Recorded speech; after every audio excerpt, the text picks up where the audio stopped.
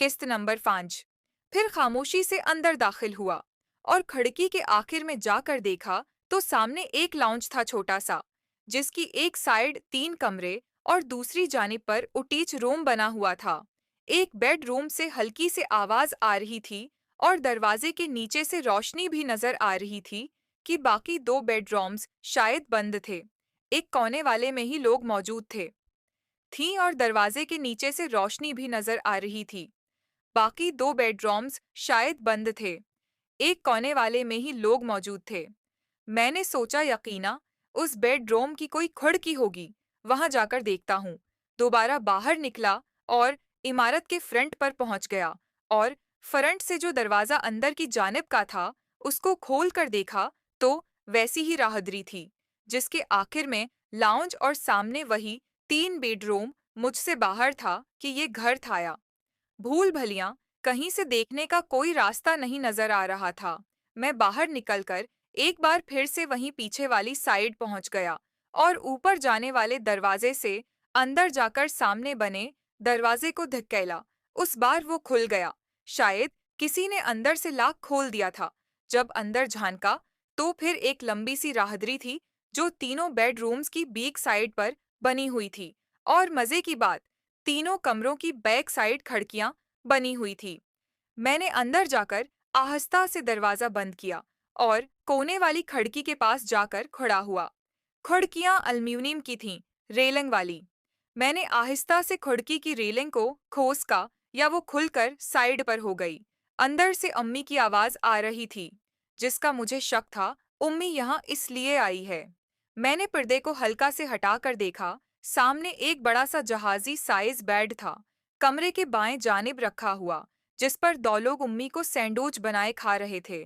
मैंने कमरे में हल्की सी नजर दौड़ाई तो देखा एक तरफ रखे मेज पर शराब की बोतल और गिलास रखे थे, साथ में बर्फ और एक सोडे की बोतल भी थी। सिगरेट का एक पैकेट और लाइटर भी नजर आए। वहां मुझे मतलब उम्मी शराब भी पीती थी। इन लोगों को शायद काफी देर हो चुकी थी।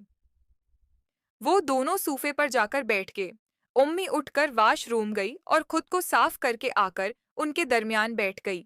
राशिद जान, चलो कुछ पी लो, मुना खशिक हो रहा है, राशिद इंकल ने उम्मी को कहा। फिर उम्मी ने 3 जाम तैयार करे और तीनों पीने लगे। साथ ही सबने एक एक सिगरेट भी सलगा लिया।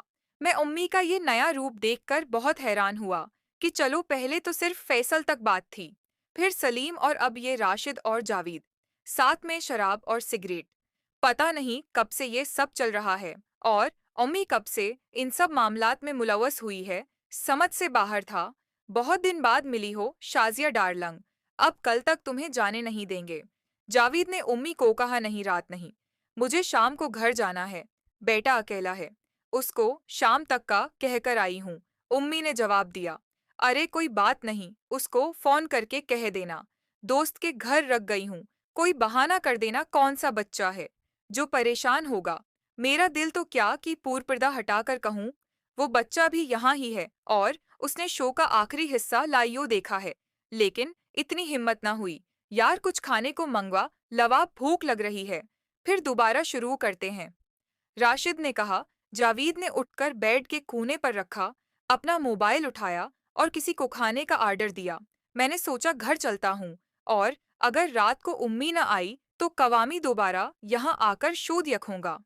मैं खामोशी से उसी रास्ते से वापस बाहर आया और फर्नीचर पर चढ़कर दरख्त से उतरकर बिल्डिंग के सामने आकर मोटरसाइकिल वाले की दुकान की तरफ चल दिया, जहां अभी मेरे मोटरसाइकिल का काम हो रहा था।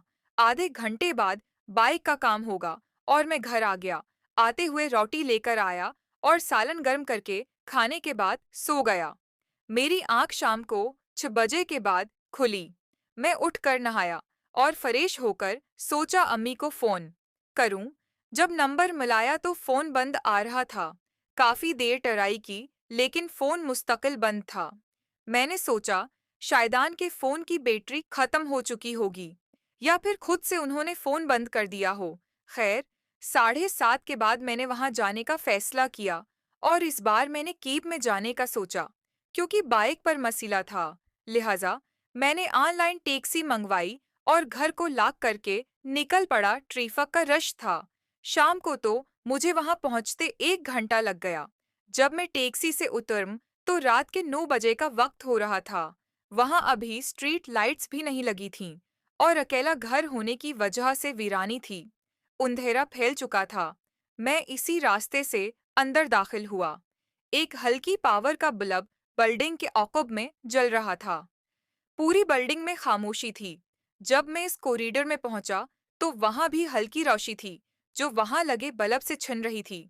मैंने जहां उनको घर छोड़ा था, पर्दा हटाकर देखा, तो अंदर उम्मी राशिद के साथ अकेली सो रही थी, जबकि जावेद इनकुल वहां नजर नहीं आया है।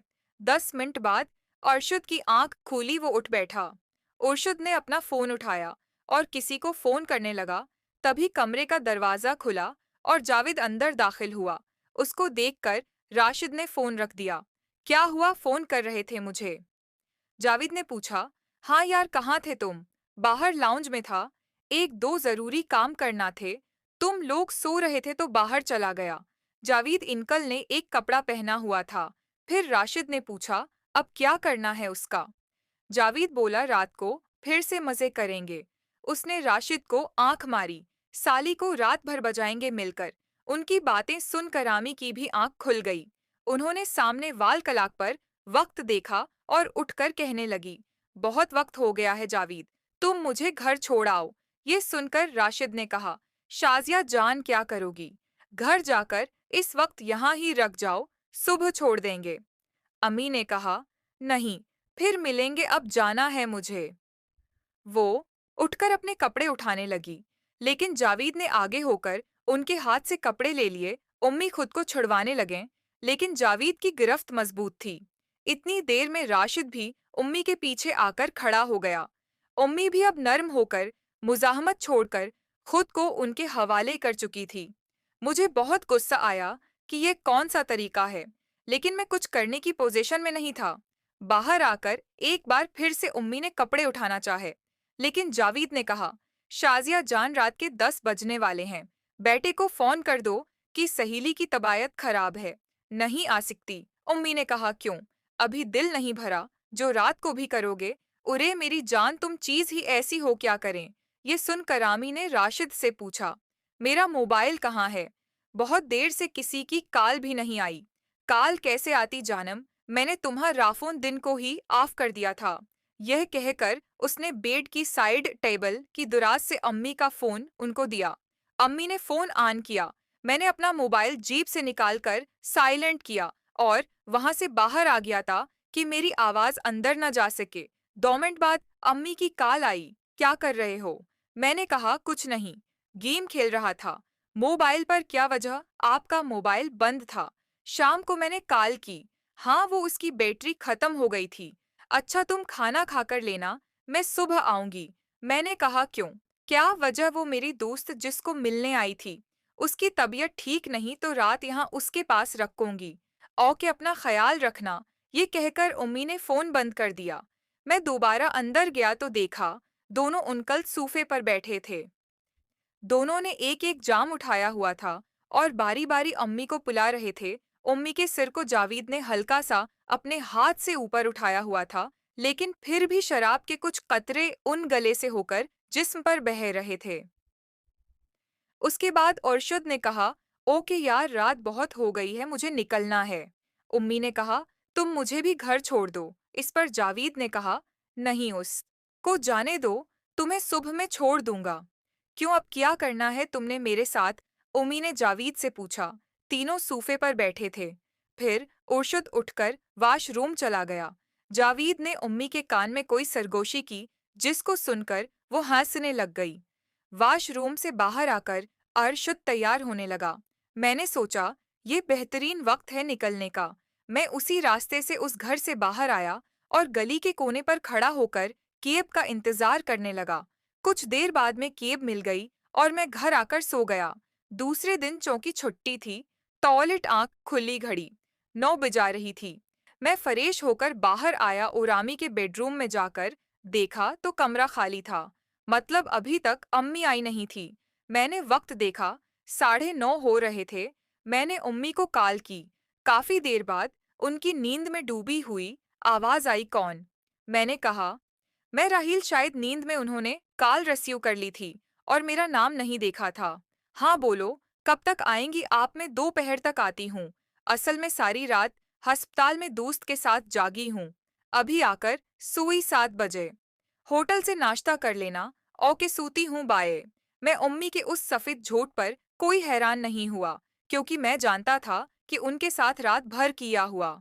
मैंने बाइक निकाली और करीब मौजूद बाजार से जाकर नाश्ता करके दोस्तों के पास चला गया, जहां से मेरी वापसी 2 घंटे बाद हुई। अभी मुझे आए कुछ देर ही हुई थी कि बेल बजी। मैंने जाकर दरवाजा खोला तो सामने अम्मी थीं, जिनके साथ जावेद भी था। उम्मी की हालत बहुत खराब हो रही थी। बाल बिखरे हुए थे, आंखें सरख हो रही थीं, और चेहरे से सारा मेकअप गायब था। मजीद देखें किस्त नंबर 6 में।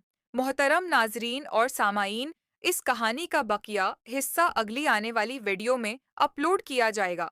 अगर वीडियो अच्छी लगी हो तो हमारे उस यूट्यूब चैनल को सब्सक्राइब कीजिएगा और वीडियो को लाइक कीजिएगा और बेल आइकन पर ज़रूर क्लिक कीजिएगा, ताकि न्यू अपलोड होने वाली वीडियो का नोटिफिकेशन आपको टाइम पर मिल सके। शुक्रिया।